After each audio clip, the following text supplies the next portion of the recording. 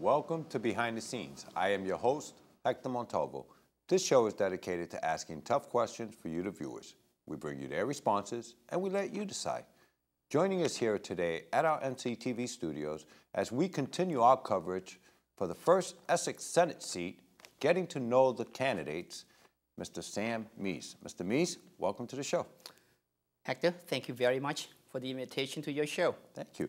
Now, we know that you ran for congressional Congress in the last election. Yes, I did. And you're running now for the state Senate. That is correct, yes. Where you been? Where Since have I last been? November, yes. Where you been? See, I started a new business. I've been working as a consultant for a financial firm in Boston. My area of specialty is with the implementation of the Dodd-Frank Act. So we have been very, very busy.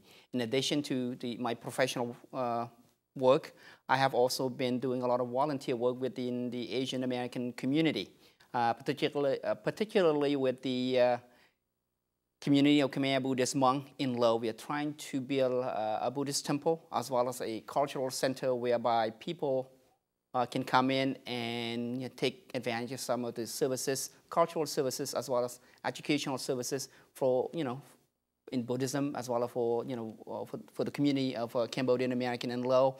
And with respect to the temple itself, we are trying to build it so that it is a welcoming for everyone who wish to come to learn about Buddhism, as well as to have a place for meditation.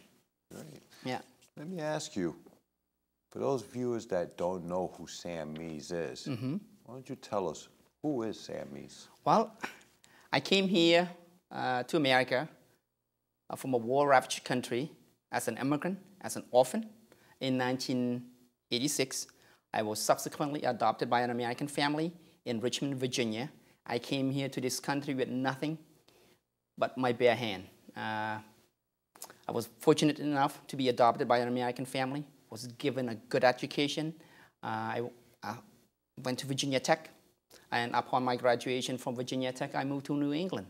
And I haven't left New England ever since. I enjoy living here. I enjoy the weather. This is where I met my wife and subsequently got married. Together, my wife and I have two beautiful daughters, Monique and Sydney. They are 7 and 5.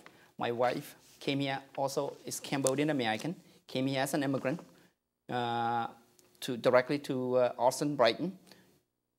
Like any other immigrant, she and her family worked very hard. Her first job was working in a factory at $3.25 an hour.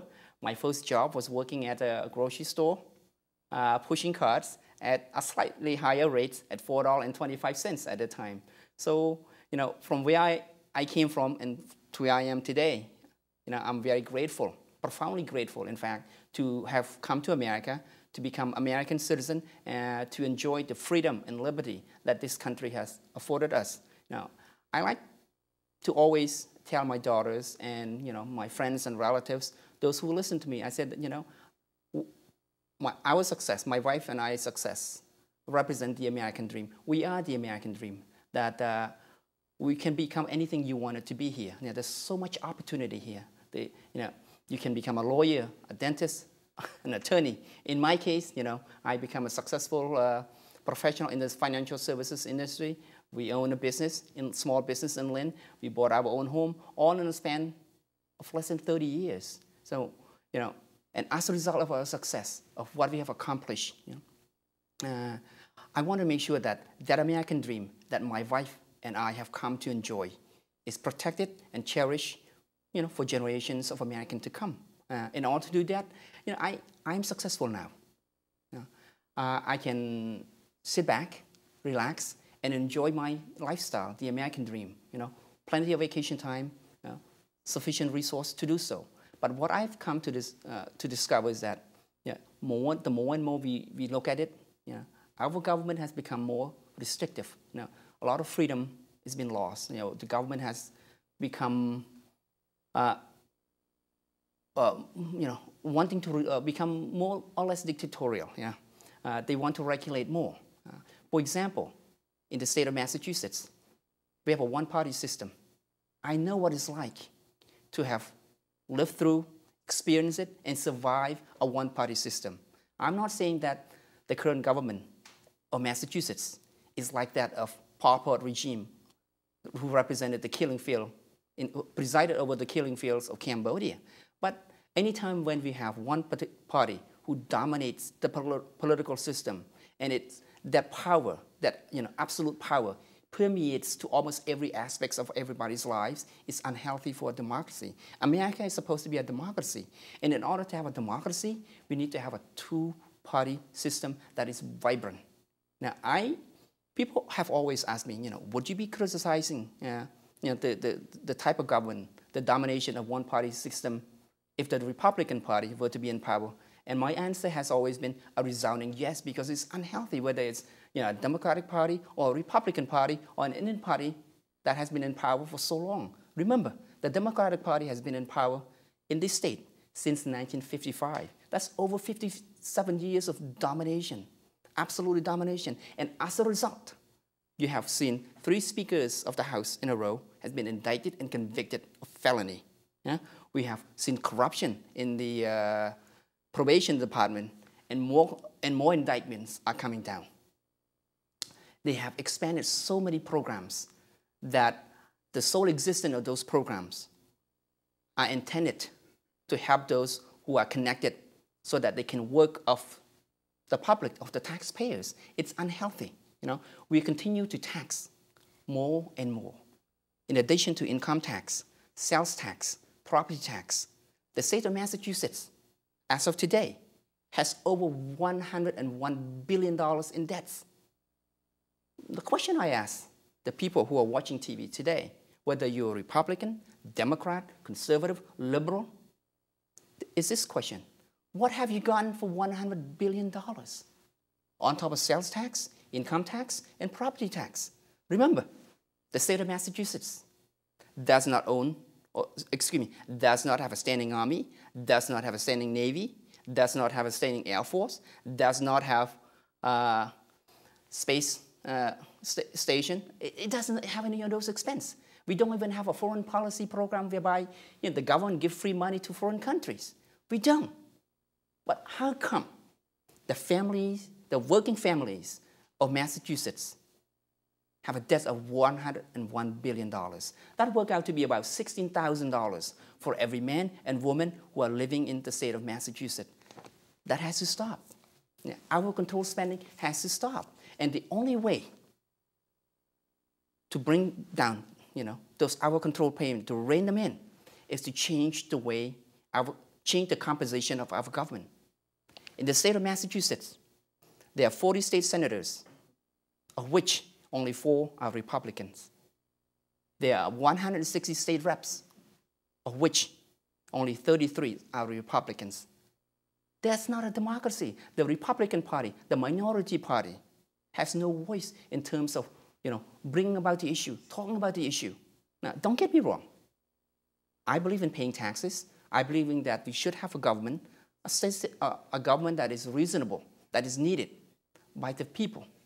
But I don't need a government that is going to spend more and more of my money, regulate more, but yet don't have time to discuss real issue, core issue that are fundamental, that are pertinent to the working families of the state of Massachusetts. Now, what do you see is the most important issue facing the First Essex District? The lack of job, the lack of manufacturing job. The First Essex comprises 7 communities in the Merrimack Valley. Prior to 1950, prior to 1960s, the Merrimack Valley was the industrial cradle of the American Revolution. The cradle of the American Industrial Revolution. Now, factories, shops here used to producing things. They were humming 24/7, producing widgets that people need, providing jobs, manufacturing jobs to people. But now, all those manufacturing jobs are long gone. And all you have is empty mill buildings after mill buildings. And all those mill buildings are now being converted to warehouse the very same people who used to work in that factory. And we need to bring jobs back to Massachusetts, to First Essex. Some people say, wow, we need to have high-tech manufacturing. To me, as an immigrant who came here with nothing, whose first job was to, push car, to clean the toilet, working in a restaurant as a busboy, any job is a job. You provide employment to people so that, the economy can be revitalized, can be rejuvenated. We don't have that anymore. The lack of manufacturing-based jobs is what is killing, is what is hurting the folks, the small business, the working families in First Essex. Now, you mentioned earlier on that Beacon Hill has 3 speakers of the houses that have been indicted and convicted on felony charges. Mm-hmm. We know the probation scandal as well. We know that there is waste going on everywhere in government. Mm-hmm. How will you demand accountability for all of that? Everything has to be open, transparent. Now, we have to discuss those issues. Government official at the executive branch have to be accountable to the people of Massachusetts, to everyone, to the taxpayers. And the only way to do that is to change the composition in which a one-party system dominates. You can't do that. A Democratic senators, a Democratic state representative or Speaker of the House is not going to be enforcing the rule of the law, because that would not be in his or her best interest to do so. They want power. In order to maintain powers, they have to have the support of their rank and file. And that's how a one-party system operates. It looks the other way around when the accusation is on them, but they will pound on the opposition, just like any other dictatorship a one-party system would do. They say, oh, you break the law, you break the law. But when one of their own breaks the law, they don't do anything. Think about that. The problem with the probation department has long been festering.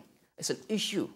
The courts system in Massachusetts just stacking people there just to get employment, so that the state representative who are Democrat get elected over and over again. Now, if the Democratic Party, the activists, the leadership of the Democratic Party really believe in solving the probation department, really believe in transparency, that issue would have been resolved a long time ago.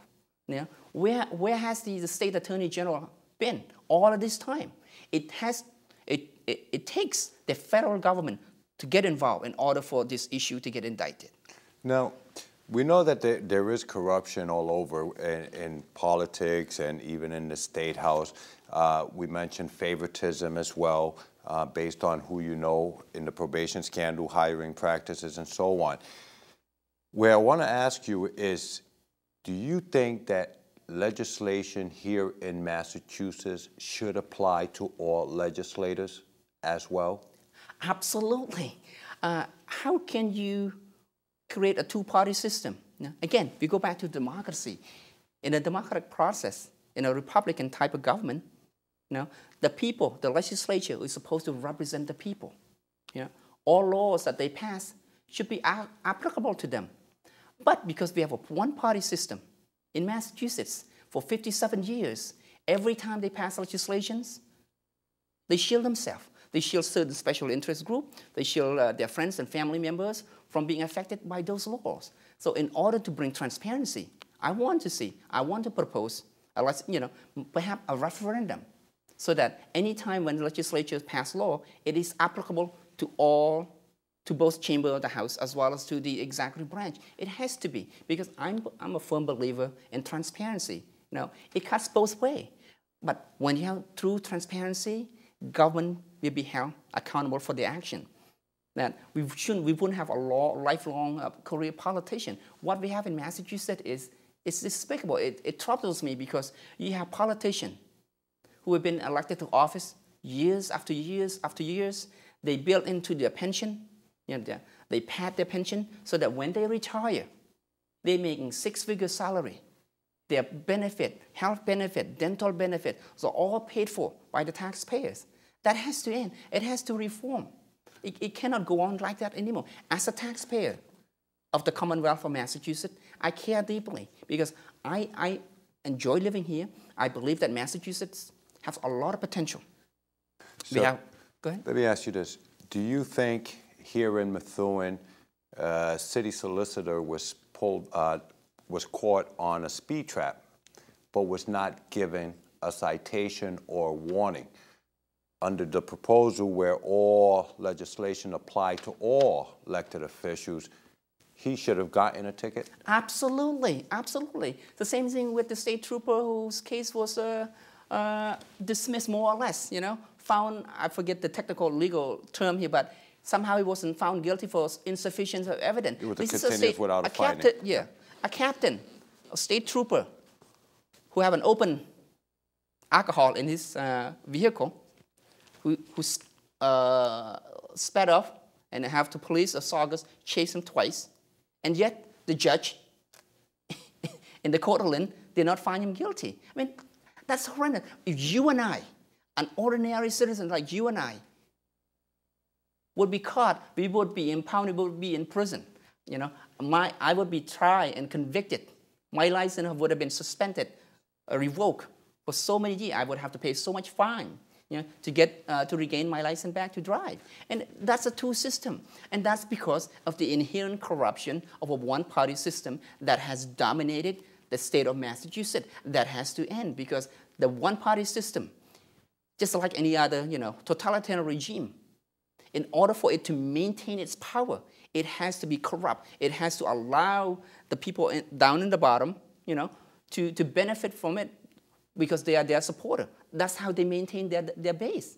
And for ordinary citizen in the Commonwealth of Massachusetts, whether you're Republican or you're Democrat, whom I spoke to, many of them are just aghast by some of these you know, corruption, like in-your-face corruption that you would only find in a third world country. But here in Massachusetts, it happened in your face, and yet you as a citizen have no legal recourse. And that's because you're not exercising your constitutional right to elect the right people to represent you. Do not vote for your friend. Do not vote for your state representative or state senator simply because they give you favor. You have to vote for a person who's qualified, whose interest is to serve you, the public, and the interest of the state in the long run. And I am one of that person because I came here as an immigrant. I'm an orphan. I'm a successful story. I want to make sure that system, that American system that I have come to admire and to be profoundly grateful of, is preserved. And we can't preserve that system if we allow the corruption to permeate, to fester. You know, here in Massachusetts, it has been festering, and that opportunity to succeed is no longer there, or almost not there anymore, because it makes it so difficult. You know, people felt so disgusted by what happened in Lynn, in the court ruling in Lynn the other day. I hope that that frustration, that this feeling of disgust will translate in the ballot box in November. Remember, you want change, you cannot change by electing your friends and family members, the same guy who's been in power for so long, to the same position, because that guy owes so much favor to so many people, so many groups. He is not going to do anything for you, because at the end of the day, that guy will always look out for the interests of himself. First and foremost, he will always look at the interests of himself and his friends and his buddies. He doesn't care about anything else. Why? Because he will get elected over and over and over again. Now let me ask you this. Would you ever support legislation that would make the Commonwealth of Massachusetts a right-to-work state? Before I answer that question, let me just clearly state this, that I'm a pro-union guy. As long as the union is pro-capitalistic, as long as the union is transparent. And as a worker, as an employee, you know, as an immigrant that have never been part of any special interest group, whether it's union, whether it's political organization, I believe that I should be afforded the right to work anywhere I choose. I also believe that every American should be afforded the right to affiliate with any organization that they choose to.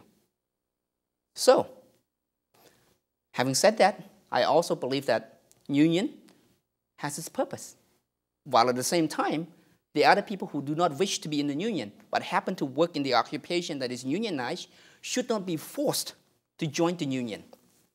Secondly, I believe that union due should not be forced upon the employer to collect union due.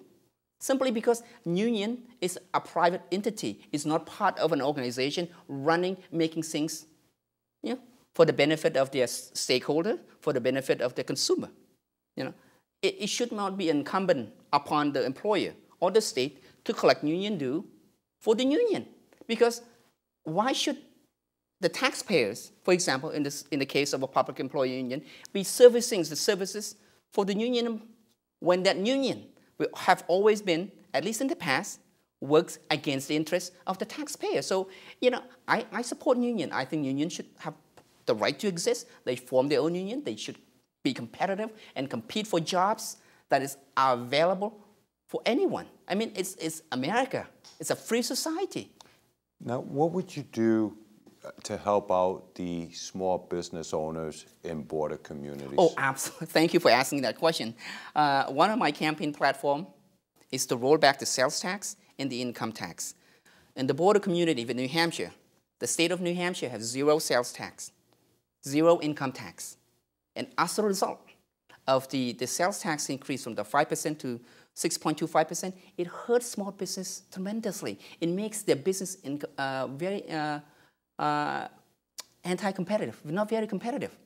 I'm a small business owner. I know how it is because I guarantee you the people who live in First Essex, who are within 15-minute driving distance to New Hampshire, all of you, including state representative and state senator, have gone to New Hampshire and buy goods and services from over there simply because you don't have to pay sales tax. And we need to lower the sales tax back down to 5% so that the business can be somewhat more competitive so that they can survive. Remember, small business owners are the one who contributed to Little League, are the one who contributed to the Boy Scout, are the one who contributed to, you know, whenever there's a fundraising, fund drive, whether it's for the police department, whether it's for the fire department, they cannot afford to contribute to those, you know, charities anymore because their business has gone down, sometimes 25, sometimes 30%. We need to do that. You know? We need to support the small business so that we can support the community as a whole. Now, do you believe the founding fathers intended to have career politicians? Absolutely not. No one should be a career politician. Should I'm elected, privileged enough elected by the people of First Essex, I promise to you that I will only serve 4 terms. That would be 8 years. That's 8 years that if it's good enough for the President of the United States, it should be good enough for state rep, for state senators, for city councilor, and for mayor. You know, in order for us to preserve the Republican type of government that we have, we need to get citizens involved. And one way to get them involved is for them to serve on boards, on school boards, as selectmen, city council, state rep, because all of us should be held accountable to what we do. We cannot just sit back, you know, go on Facebook, you know, write your letters, complaining about everything, but yet not really doing anything. We have to take active role and actively participate in the way our government is run. The reason that they are not able to do that, what they wanted to do, as a candidate, I ran for the first time with no support. I realize how difficult it is to go against an incumbent. They're entrenched. They have so much support everywhere. That's because they have been giving, payback to so many people. And by having term limits, there's no incentive. Those people who are, whom you elected will represent you for the best of their interest because they know that at the end of 4th term, they cannot be re-elected again. They have to move on, do something else, Serving the public is not a profession. What do you think should happen to the benefit system that the politicians all get? Oh, what should we do with that? It's outrageous. Outrageous. What do you think we should be doing with that? I think we should reform it. We should cut it down. It's the reason I'm saying that. I wish, ideally, I want to wipe it out, but it's impossible right now with the way the system is. The Democratic Party has been in power for the last 57 years. They're not going to give me a lighter day to make any reform that drastic. But what I like to see is to really pare it down. Get rid of a lot of the per diem. I understand that if they work so far away, they may have it. But my question, that raises another question. Why do we have a full-time legislators? Why are they making laws all the time? The idea to make law is necessary, but it seems like they make laws simply because certain special interest group want this, want that, everybody wants to be treated special. The problem is, by treating everybody special, we have ceased to be, the equality that we have ceased to be equal anymore because, under the idea of the law, we're supposed to be equal. But when legislatures keep passing all this legislation, ridiculous legislation, it doesn't allow the people, afford the people, to exercise their common sense anymore. I'm frustrated because people seem to turn to government for everything. We shouldn't be turning on to government for everything. We should be turning on to our friends, our neighbors, our families, our churches, our synagogue, our temple, to help each other out. That's where the most, support, efficient way of helping the community out.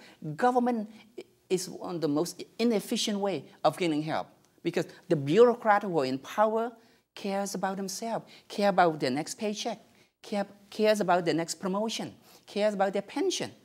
They don't care about us. They use us for their benefit. Remember that.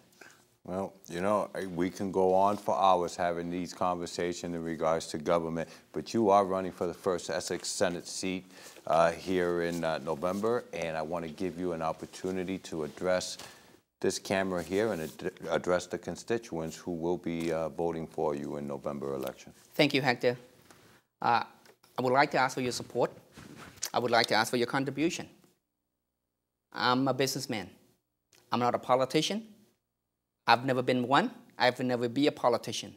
I decided to run for state senate, not because I have a family members, an advisor who tell me to do so. I am running for state senate because I want to give back to the community and to the country that has given me so much.